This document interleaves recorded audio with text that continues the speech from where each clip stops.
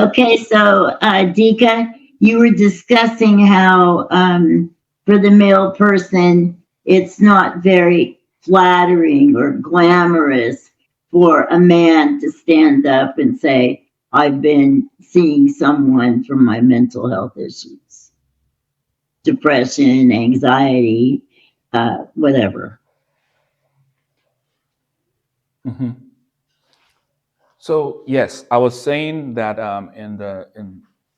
in the community I'm from, but now Dr. Susie also says it's something that is also uh, in the American community where we don't want to talk about mental health.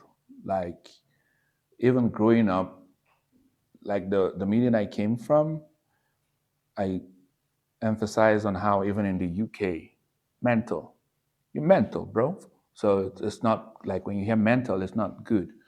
And then in Nigeria, it's even as bad as Kolo, the Chris, something they worry. Like anything that has to do with the mind, people don't want to even talk about it because the stigma is unbearable.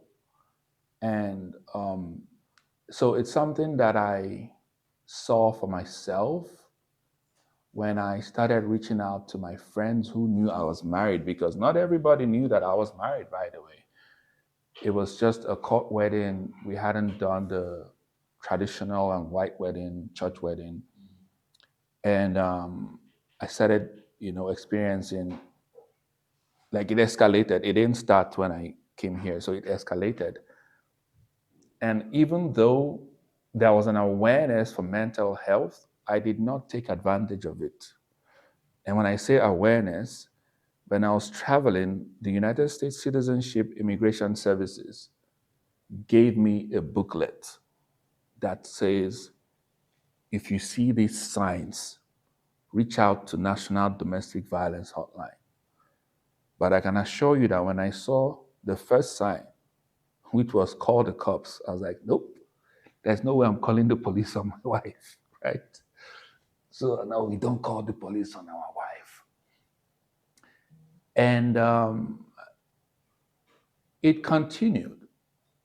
But I'm thankful for the friends in my life who actually were able to also keep nudging me. And there's one in particular, her name is Adaku. So then I just came to the US. I couldn't work. I didn't have the authorization to work yet. I was waiting for my documentation so that it's not an illegal thing against immigration. And so I would drive my ex-wife to work like an hour. It was in Houston. And then I'll drive back with her car. And she had this online store. So I was helping to arrange the things on the shelves and everything. And but I had friends already in Houston as well. So sometimes I'll just drive over to their place. So there was this particular friend, Ada. Every time I drove to her house, now in the Nigerian culture, when you visit me, I just give you food to eat. I don't have to ask you if you're hungry. So she would serve me food, I would eat. I think maybe I looked like somebody who was not eating at home. I don't know what it was. And then one day she said in Igbo, "What the why you gonna make her abuse? It's like your wife is abusing you." Then I became defensive. No, what do you mean by that? Don't you know I'm a man? How can I be abused by my wife? She said, "No, Dika, I've been there so I can see the signs. I see the signs in you," because she was also a survivor of domestic abuse. So it was one time I remember this happened. Then after then,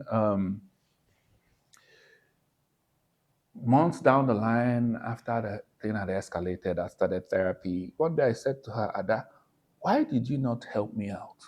She said, Dika, I literally told you a couple of times, but when I saw that you were defensive, I stopped trying to push because I had to respect boundaries.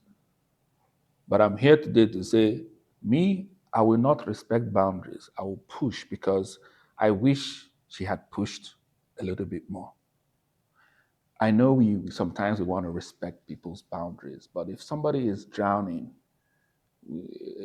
I would rather just say, "Hey, I'll help you out," instead of saying, "Do you need a rope? Do you want a rope? You sure you don't need help?" Because the person is just going to drown. And I said that because I know that if she hadn't even told me, Dika, or Dika, why again a mega abuse, I wouldn't have gone for therapy. I saw it in the booklet by Domestic Violence Hotline, but then Ada had to say it again to me for it, so it was there somehow. So after it escalated to finally physical abuse, I was like, okay, now I need to contact these people. That was when I was like, all right, I need to now call these people. And somehow the reason why I was comfortable with it was because I'd seen it in the booklet. Well, maybe it's just Americans, right? But then a Nigerian said to me, "You are also being abused." So I was like, okay, it's not an American thing. Because in the Nigerian community, the times I try to be, to raise this awareness online, first thing you hear sometimes is, "You're now Americanized. You're now weak." I said, you people need to fix your brain or your minds. So this is a conversation I want to really normalize because I've seen it help even myself, even someone like my dad and my brother, and it's something I think we should normalize. So